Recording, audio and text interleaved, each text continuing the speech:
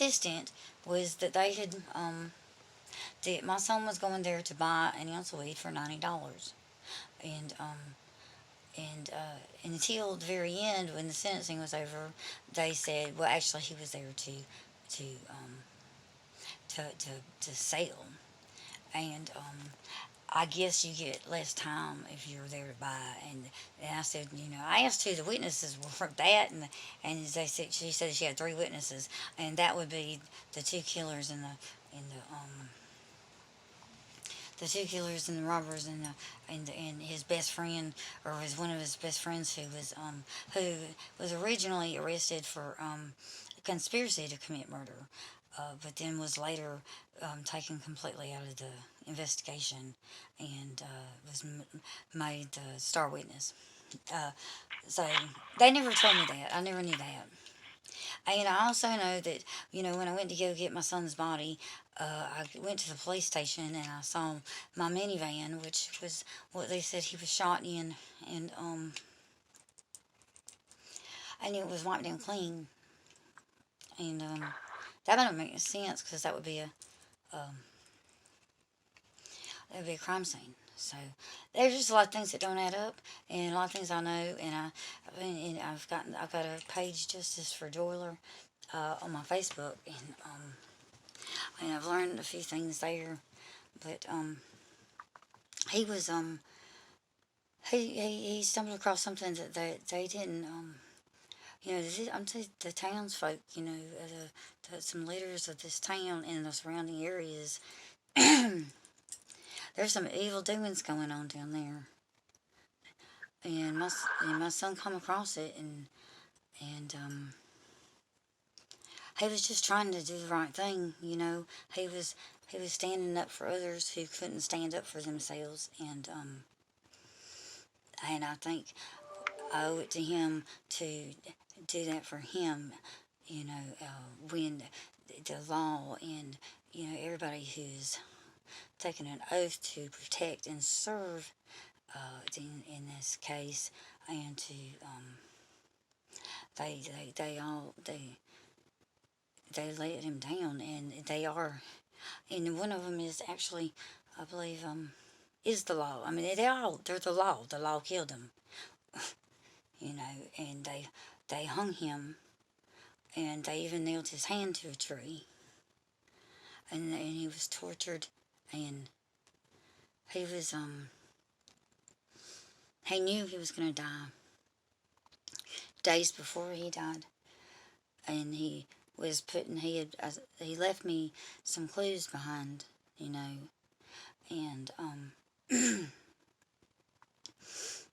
and he excuse me, he was a good kid. He was an AP honor student, an honor and AP honor student, and he was an athlete, and he worked at the YMCA for a while, like his brothers did, to and he taught children how to swim, and he was really loved by the community. He was well, respected by the young and the old, I believe, and and um and then his and his when we this is we're going through this 5 year long divorce, and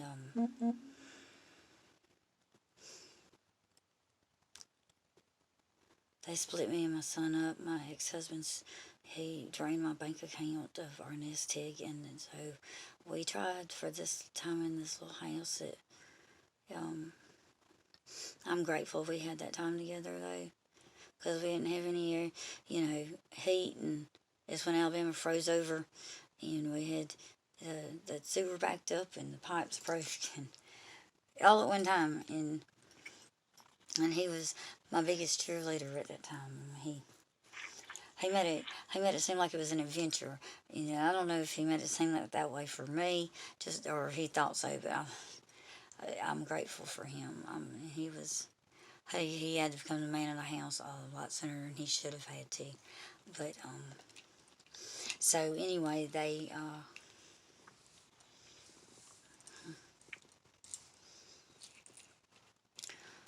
I ended up having to leave because the money was gone. He wiped me out, and I had nowhere to go. I kind of had been isolated there a little bit too.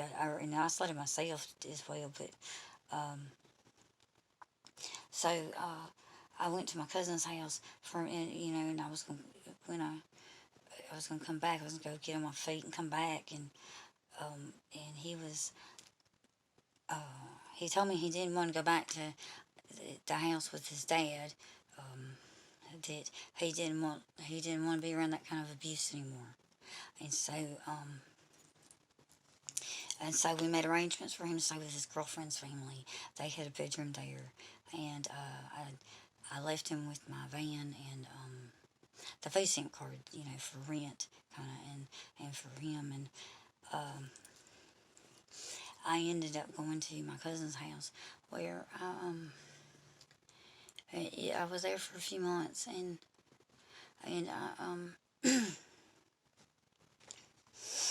then I was, it'd been a few months, and I hadn't been with my kids and quite some. I'd never been away from my kids that before, and I thought I was more. I didn't want to be a burden on them around anybody, and that's how I didn't know because they were gaslighting me, but I didn't know it, and everybody was telling me what a burden I was, and that's when they started just you know psychologically murdering me, and so I just remember calling my dad and telling him that I just was gonna kill myself, and thing is I've been thinking about killing myself since I was a kid. I mean, I don't think about it. I would never would do it. I was one of those teenagers that had to, it was depressed, and I just thought about all the ways, I would think about it, but I never would do it. And then, since I had kids, I would never do it. But, I did. I was feeling real down and like a burden, and, that they were tearing me down like that. And I called my dad, and he told me that I was, he told I talked to him, and I told him that I was gonna kill myself, and he just kind of said, well, okay, and it was just but I never told anybody I never told anybody I would ever kill myself before. And I mean, I never did that. And I mean, if I say something, I mean it. I mean, that's the way I was, I'd say something, I mean it like that, but um I think that was mind control too. Because see, I would have called my kids, or I would have wrote them a note, and but anyway, so I I I died. I guess China. They said I was a medical miracle. They finally, I guess they came and got me. It was hours later, and my heart. I guess they couldn't feel a heartbeat, and I was out of my body, and I could see down, and I was hmm, I was in Viz's arms. It felt like he was cradling me, and he. Hey, Mom. Huh. Oh, and my. Hold on 1 second. Okay. 1 second. Hmm. I get way off track, don't I?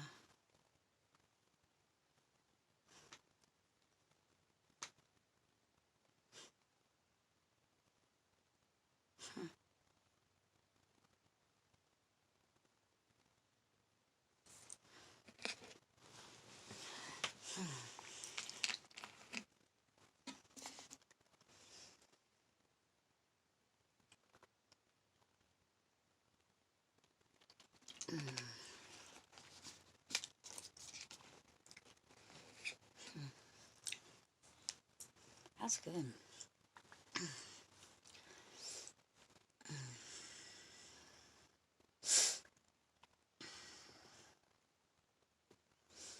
Hmm. What time is it?